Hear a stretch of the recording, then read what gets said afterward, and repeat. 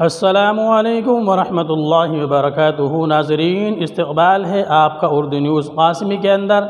मैं मोहम्मद उमर क़ासमी आप हज़रात को बताने जा रहा हूँ एक ऐसी ख़बर कि दरिंदे चाहे कितने ही पैदा हो जाएं, लेकिन रुए ज़मीन के ऊपर इंसान भी मौजूद हैं, और जब तक इंसान मौजूद हैं तब तक इस कायनात के निज़ाम को अल्लाह तबारक व तआला चला रहे हैं। पूरे हिंदुस्तान के अंदर इस बात का एक माहौल बनाया जा रहा है, हिंदू राष्ट्र लागू किया जाए, हिंदू राष्ट्र लाया जाए, मुसलमानों से हिंदुस्तान को मुक्त किया जाए, हिंदुस्तान से मुसलमानों का सफाया किया जाए, इन्हों के वोट का अधिकार छीना जाए। आप हज़रात सुन रहे होंगे आजकल उत्तराखंड के ज़िला उत्तरकाशी के अंदर मुसलमानों के ऊपर जो जुल्म हो रहा है, बर्बरियत हो रही है, उससे कोई भी नावाकिफ़ नहीं है। लेकिन इसी बीच एक ऐसा सिपह सालार और एक ऐसा मर्द मुजाहिद जो ताल्लुक़ रखता है हिंदू धर्म से, और कोई मामूल इंसान नहीं बल्कि प्रोफेसर हैं, दिल्ली विश्वविद्यालय के प्रोफेसर हैं अपूर्वन, और इनके साथ में है अशोक वाजपेयी। ये दो हज़रात हैं जिन्होंने मुसलमानों की आवाज़ को उठाया। सोचिए, मुसलमानों की आवाज़ को उठाने वाले, सुप्रीम कोर्ट तक पहुंचाने वाले मुसलमान नहीं, मुस्लिम धर्म गुरु नहीं, जमीयत उलमाए हिंद नहीं, बल्कि हमारे दो हिंदू धर्म से ताल्लुक़ रखने वाले हमारे सर हैं प्रोफेसर अपूर्वन और अशोक वाजपेयी। इन दोनों हज़रात ने वहाँ की सूरत हाल को देखने के बाद ख़त लिखा है, लेटर लिखा है, एप्लीकेशन लिखी है, और उसे लेकर के सुप्रीम कोर्ट पहुँचे हैं। लेकिन सुप्रीम कोर्ट का रवैया दोहरा रहा और ये कह कर के फटकार लगा दी कि तुम्हें यहाँ आने की क्या ज़रूरत है, आप वहाँ हाई कोर्ट में जाइए। इन दोनों हज़रात ने हिम्मत नहीं हारी और उसके बाद ये उत्तराखंड का हाई कोर्ट पहुँचे। वहाँ जाकर के इन्होंने गुहार लगाई। हाई कोर्ट ने अगले दिन का टाइम दिया और अगले दिन ही वो 15 तारीख़ थी। 15 तारीख़ में इन्हों की महापंचायत भी होनी थी आतंकवादियों की, और इनकी सुनवाई भी थी। बहरहाल जो इंसान दूसरों की मदद के लिए खड़ा होता है, अल्लाह तबारक व तआला उसको भी कामयाबी अता फरमाते हैं। उसी दिन सुनवाई हुई है हाई कोर्ट के अंदर, और उसी दिन इन जालिमों की, इन आतंकवादियों की महापंचायत को रोक दिया गया। सुने आप अपूर्वन और अशोक वाजपेयी, इन दोनों ने दरख्वास्त के अंदर क्या लिखा और क्या इन्होंने बयान दिया है मीडिया के सामने आकर के। सुने और सबक लें। अल्लाह ताला ऐसे सिपह सालारों को और ऐसे बहादुर इंसानों को, ऐसे इंसाफ पसंद लोगों को हिंदुस्तान की ज़मीन के ऊपर देर तक ज़िंदा रखे। जिसमें धमकी दी जा रही है और मुसलमान घर छोड़ चुके हैं। मुझे पता है सैकड़ों मुसलमान घर छोड़ के जा चुके हैं, दुकानें बंद हैं और निशान लगा दिए गए हैं मुसलमानों के घरों पर। अब ये पूरा मुल्क भीड़ के हवाले हो गया है और हिंदुत्ववादी भीड़ के, वह कोई आज का डेवलपमेंट नहीं है। आप पिछले 2 साल से 3 साल से उत्तरकाशी में और हिमाचल प्रदेश, उत्तराखंड में और दूसरे इलाकों में यह अभियान चलाया जा रहा है कि देवभूमि में लैंड जिहाद चल रहा है।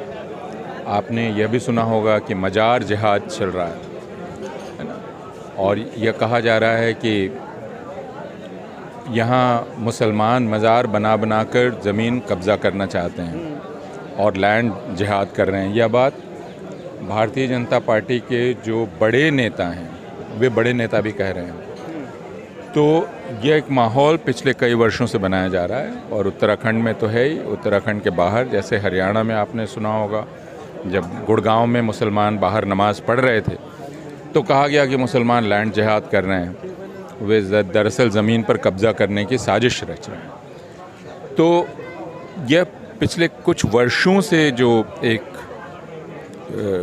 वायलेंट कैंपेन मुसलमानों के ख़िलाफ़ चल रही है, उसका एक सबसे वायलेंट आप कह सकते हैं फेज़ है, जिसमें अब खुलेआम पोस्टर लगाए जा रहे हैं। और इसमें भी चालाकी ये बढ़ती जा रही है कि कहा जा रहा है कि हम तो लव जिहादियों को कह रहे हैं, हम मुसलमानों को तो कह नहीं रहे। जो लव जिहाद कर रहे हैं हम उनको कह रहे हैं। अब वह मामला भी जो सबसे ताज़ा है, जिसका हवाला दिया जा रहा है, वह भी फ़र्ज़ी है, हमें पता है, क्योंकि जिस लड़की की बात की जा रही है कि वह उसको लव जिहाद में फंसाया जा रहा था, उसकी मोहब्बत एक हिंदू लड़के से थी और लड़का मुसलमान नहीं था। लड़का मुसलमान नहीं था, लेकिन उन दोनों के साथ उनका एक जानने वाला मुसलमान था। तो अब इस हुकूमत की, इस पॉलिटिक्स को करने वालों का कहना यह है कि हम झूठ बोलेंगे, क्योंकि हम जो साबित करना चाहते हैं वो हम झूठ के ज़रिए साबित करेंगे। तो ये वो कर रहे हैं।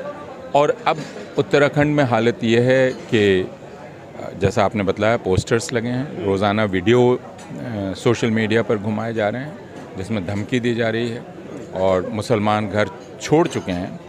मुझे पता है सैकड़ों मुसलमान घर छोड़ के जा चुके हैं, दुकानें बंद हैं और निशान लगा दिए गए हैं मुसलमानों के घरों पर, ब्लैक क्रॉस। और यह एक तरह से जैसा जर्मनी में हुआ था हिटलर के समय यहूदियों के साथ, उसकी याद दिलाता है। सिर्फ उसकी याद क्यों दिलाता है? गुजरात में 2002 में हुआ था, उसमें भी निशान लगाया गया था मुसलमानों के घरों पर, दुकानों पर। तो यह एक, मैं कह सकता हूँ कि जेनोसाइडल पॉलिटिक्स का एक फेज़ है। और इसमें सुप्रीम कोर्ट ने पिछले साल एक ऑर्डर दिया था जिसमें उसने उत्तराखंड के ही मामले में धर्म संसद के हेट स्पीच पर किसी कंप्लेंट का इंतज़ार नहीं करना है, बल्कि आपको पुलिस खुद ही FIR दर्ज खुद करे, ही करना कार्रवाई है। करे। लेकिन अभी तक कुछ नहीं हुआ है। एडमिनिस्ट्रेशन इनसे रिक्वेस्ट कर रहा है कि आप ना करें, और ये कह रहे हैं नहीं हम करेंगे। तो हम ये कह सकते हैं कि एक तरह से अब ये पूरा मुल्क भीड़ के हवाले हो गया है और हिंदुत्ववादी भीड़ के हवाले हो गया है। आपका एक लेटर भी आज चर्चा का विषय है, आपने CJ को एक लेटर लिखा है, क्या है उस लेटर में? कल हमने एक ख़त लिखा CJI को, मैंने और अशोक वाजपेयी ने जी। और वह ख़त ये था कि आपने ही ऑर्डर दिया था पिछले साल, और उस ऑर्डर की इस तरह धज्जी उड़ रही है, तो फिर यह आपका फ़र्ज़ है कि आप अपने ऑर्डर को ऑनर करवाएं। और उत्तराखंड में जो हालात हैं वो एक बहुत बुरे वायलेंस में तब्दील हो सकते हैं। उससे रोकने का तरीका यही है कि आप हेट कैंपेन्स को रोकें। ये हमारी अर्जी थी। आपने देवभूमि का जिक्र किया अपूर्वानंद जी, क्योंकि आप भी हिंदू हैं, मैं इसके बारे में ज़रा सा समझना चाहूँगा आपसे। ये जो देवभूमि की बात आपने कही, तो क्या जिस तरह की हरकतें वहाँ लोग कर रहे हैं मुस्लिम कम्युनिटी के साथ, उनका पलायन हो रहा है मजबूरन, तो क्या देवभूमि का यही मतलब है कि वहाँ और कोई नहीं रह सकता? आपने तो बात कही दी। जो बर्ताव हो रहा है वह बर्ताव कोई सभ्य व्यक्तियों का बर्ताव तो नहीं है। यह हिंसक बर्ताव है, गाली गलौज का, एक बहुत ही असभ्य किस्म का। तो अगर आप देवभूमि में इस तरह की भाषा का इस्तेमाल कर रहे हैं तो स्वयं आप देवभूमि में रहने लायक हैं कि नहीं, जिसको आप देवभूमि कह रहे हैं, ये सोचना चाहिए। एक आखिरी बात आपसे पूछूंगा, ये जो लेटर आपने लिखा CJI को, इसके बाद आपको क्या लग रहा है कि क्या हालात में कुछ बदलाव आएगा? आज एक पिटिशन भी दायर हुई। सुप्रीम कोर्ट ने कहा कि स्टेट का मामला है, लॉ एंड ऑर्डर का है, वहाँ जाइए।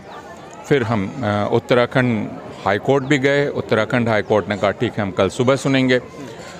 अब कल ही वो महापंचायत है जिसको रोकने की हम बात कर रहे हैं। तो मुझे पता नहीं कि कोर्ट्स ने अगर ये तय कर लिया है कि खुद उन्हें अपना इकबाल ख़त्म कर देना है, तब तो बात और है, वरना क्या कल कुछ होगा ये हम कल देखेंगे। लेकिन हमने ये देखा है हिंदुस्तान में कि कोर्ट्स इंतज़ार करते हैं कि हिंसा हो जाए,